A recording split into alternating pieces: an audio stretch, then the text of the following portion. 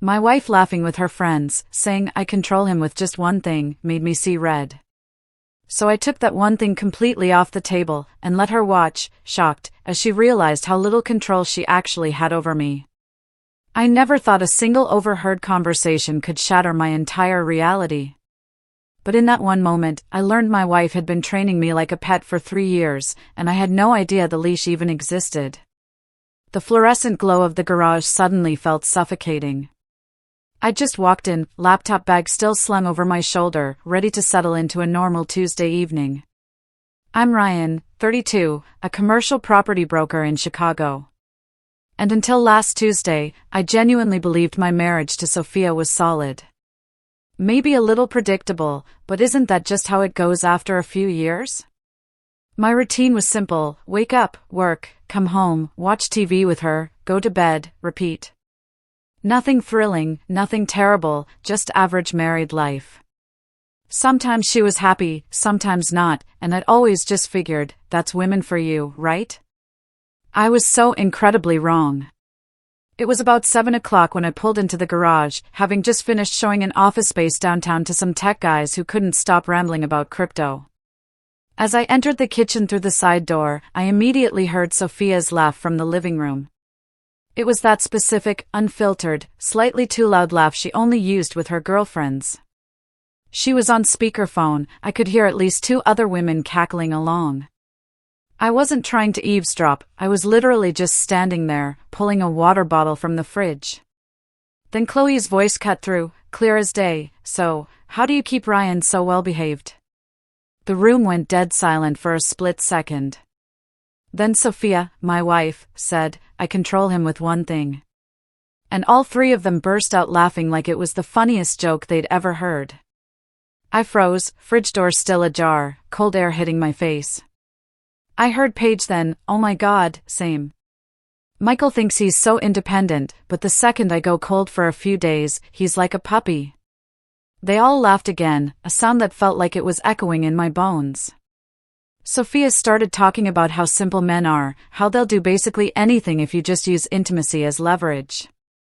Chloe chimed in, saying her husband stopped poker night after she gave him the silent treatment for a week. They were swapping tactics like coaches comparing playbooks. One mentioned the tired excuse, another talked about going to bed early without saying goodnight to make them panic. And Sophia, the woman I married, agreed with all of it, like she was in some masterclass on relationship manipulation. I quietly backed into the garage, sat in my car, engine off, just staring at the steering wheel. My hands were shaking, not from anger, but from this terrifying realization spreading through my chest like ice water. I started replaying our entire relationship in my head. And suddenly, every confusing moment clicked into place. 6 months ago, I'd planned a camping trip with my brother, something we'd dreamed about for years. Sophia had seemed fine with it, told me to have fun, even. But the week before, she became distant, stopped any physical touch, gave me one-word answers. When I asked what was wrong, she'd just shrug. By Thursday, I was so anxious about whatever I'd done that I canceled the trip, telling my brother work came up. Instantly, Sophia was warm again, affectionate, everything back to normal. I'd thought I'd dodged a bullet. But no, I'd just been trained. 3 months ago, I stayed late at work 2 nights in a row, closing a deal that would have earned me a solid commission. Nothing extreme, just until 8 instead of 6 p.m. Sophia didn't say anything directly, but she went ice cold. Started sleeping on her side of the bed, facing away from me. Stopped asking about my day. When I tried to talk, she'd brush me off. I spent the next week trying to fix whatever I'd supposedly broken, bought her flowers, suggested date nights, even apologized for working late even though she'd never said it bothered her. Eventually, she thawed. I'd believed we just had a rough patch, the kind all couples experience. But it wasn't a patch. It was a pattern. I sat in that car for almost 30 minutes, just connecting dots I should have seen years ago.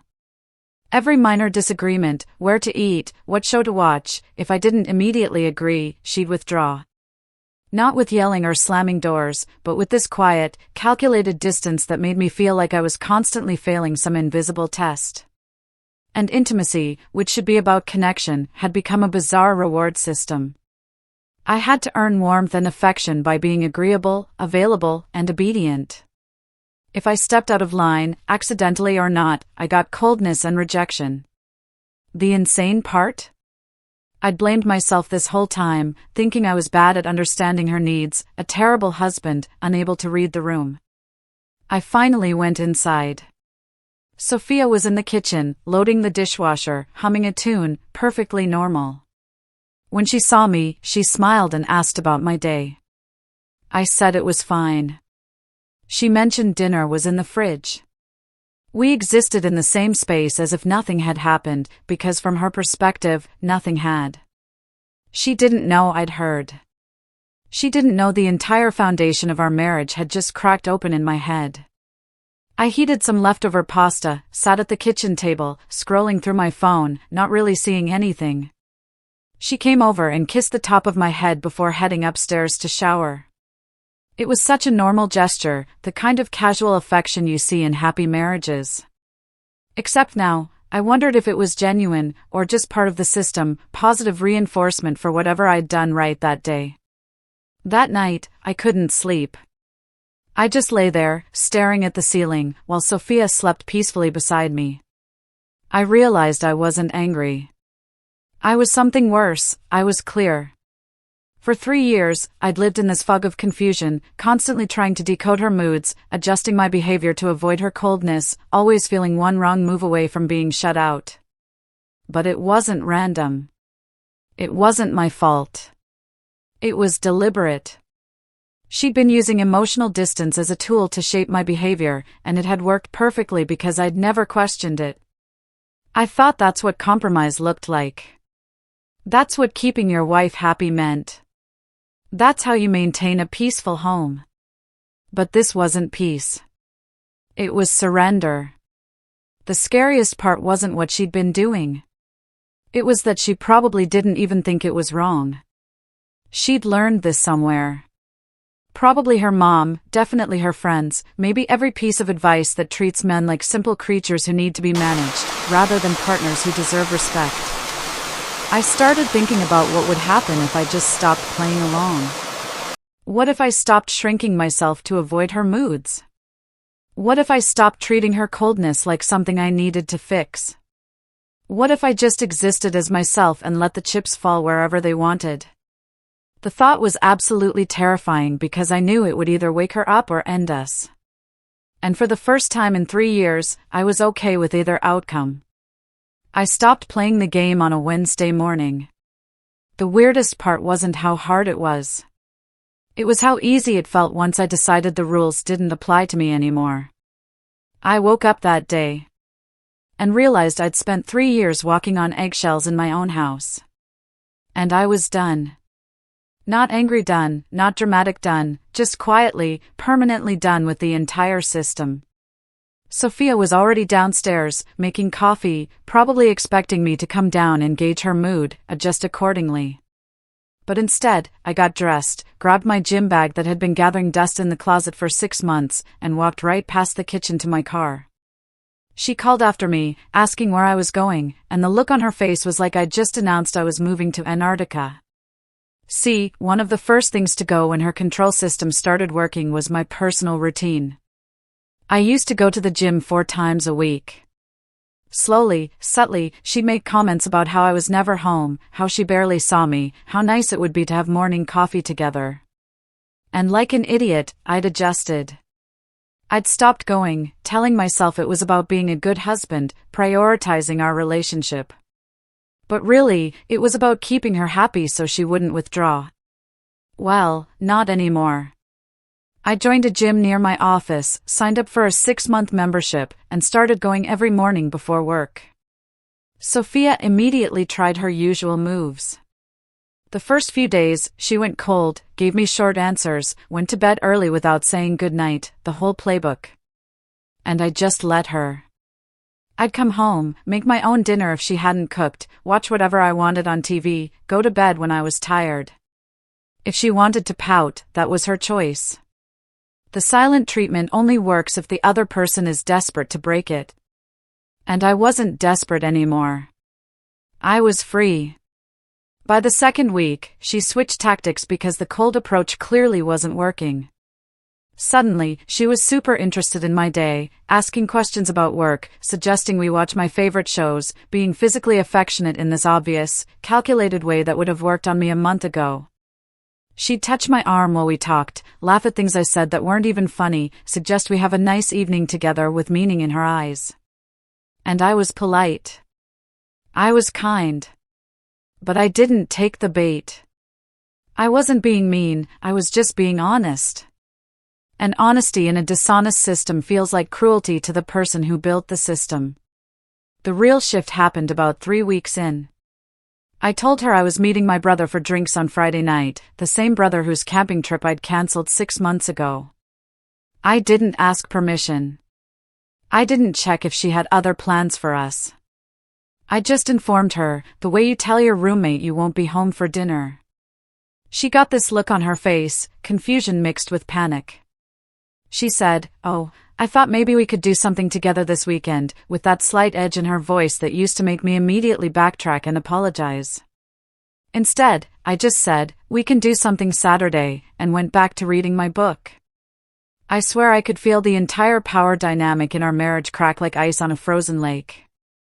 She tried to start a fight that night. Asked why I was being so distant lately, why I didn't seem interested in spending time with her anymore. I could have gone nuclear and told her exactly what I'd heard, what I knew, but I didn't. I just looked at her and said, "I'm not distant. I'm just not asking for permission to exist anymore." Then I walked upstairs. That one sentence, I could tell, landed differently than anything I'd ever said to her before. It wasn't angry, it wasn't accusatory. It was just factual. I wasn't playing defense. I wasn't trying to fix things.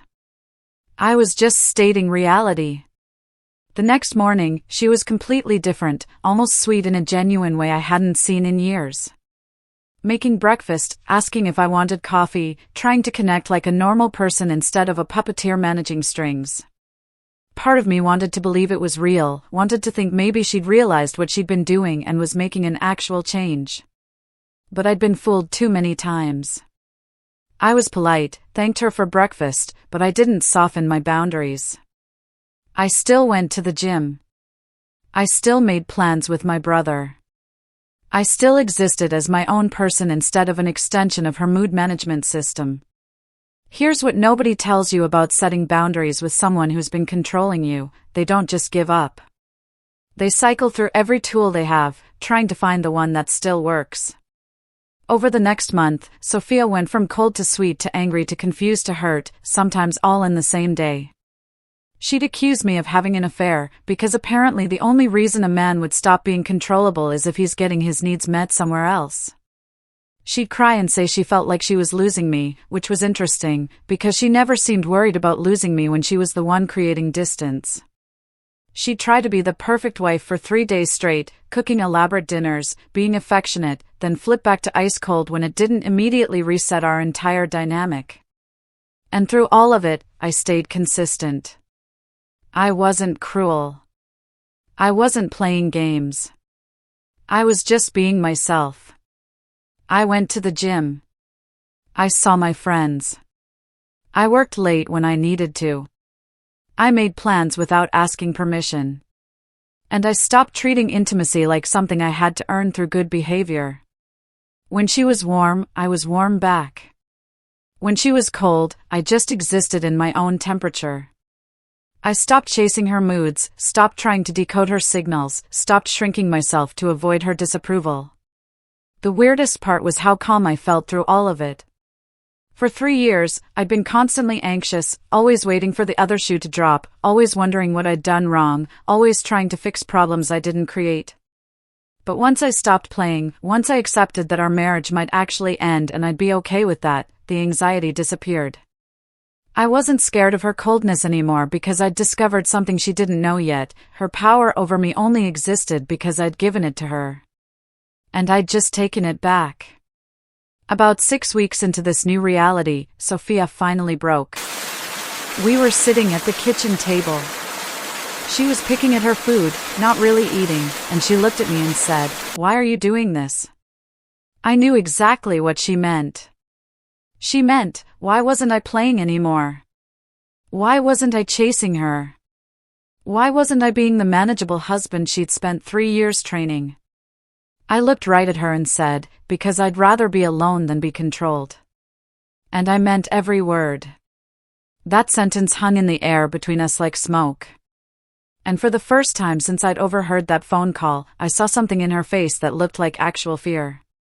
Not the manipulative kind, the real kind. Because she was finally realizing the game was over, and she didn't know what came next. That kitchen table moment changed everything. Not because I'd said something magical, but because Sophia finally understood I meant it. I genuinely would rather walk away than keep living in her control system. The next morning, she didn't try any of her usual tactics. She just sat across from me at breakfast, looking exhausted, and said she wanted to talk. Really talk. Not the surface-level stuff we'd been doing for weeks. I told her I was listening, and she asked me point-blank if I wanted a divorce. I took a long breath and said no, I didn't want a divorce, but I also didn't want what we'd had for the past 3 years. I told her I wanted a partnership where respect wasn't conditional, where intimacy wasn't currency, where we made decisions together instead of her using distance to get her way. And then I said the most important thing I'd ever said to her, if the game comes back, I'm gone. Not as a threat, just as reality. She didn't get defensive like I expected. She just started crying. Not the manipulative crying I'd seen before, but the kind that comes from actual recognition of something you've been avoiding. She said she didn't even realize she was doing it. That her mom had always treated her dad that way. That her friends all operated the same way. That she genuinely thought this was just how you maintain power in a relationship so you didn't get walked all over. I asked her if she thought I'd been walking all over her before she started the control system. And she went quiet for a long time before admitting no, I hadn't. She'd just been scared of losing control. And that's when I realized this wasn't about me at all. It never had been. It was about her own fear dressed up as strategy. I told her we needed help, professional help, because I couldn't fix this alone. And she clearly didn't know how to stop even if she wanted to. She agreed. Didn't fight it, didn't make excuses, just said, okay. We found a marriage counselor the following week, a woman named Dr. Albright, who specialized in communication patterns and power dynamics. And I'm not going to lie, the first session was brutal. Sophia had to sit there and actually articulate what she'd been doing. Had to hear herself say out loud that she used emotional withdrawal as a tool. And watching her face as she realized how it sounded was almost painful. Dr. Albright didn't judge, didn't take sides, just asked questions that made both of us uncomfortable. By the end of that first hour, we both understood we had months of work ahead of us. The next 8 weeks were weird, like learning to walk again after an injury. Dr. Albright gave us homework, actual assignments about expressing needs directly instead of through manipulation, about sitting with discomfort instead of creating distance, about treating each other like teammates instead of opponents. Sophia struggled hard with it. I could see her fighting every instinct to fall back into old patterns, but she kept trying. There were moments where she'd start to withdraw and then catch herself, where she'd get frustrated and want to punish me with coldness, but instead would actually say, I'm frustrated right now, and I need some space, like a normal human being. And every time she did that, every time she chose honesty over manipulation, I felt a little bit of hope creep back in.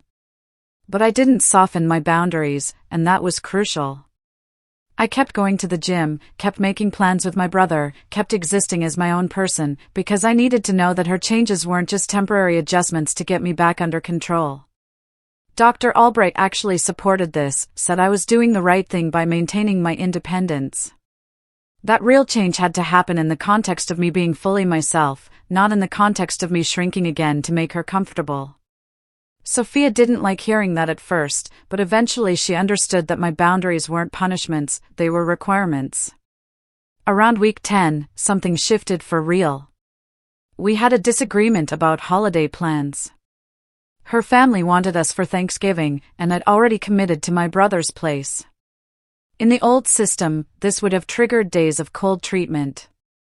Instead, Sophia took a breath and said, "I'm disappointed, but I understand you made a commitment," and suggested we do a separate visit with her family the weekend after.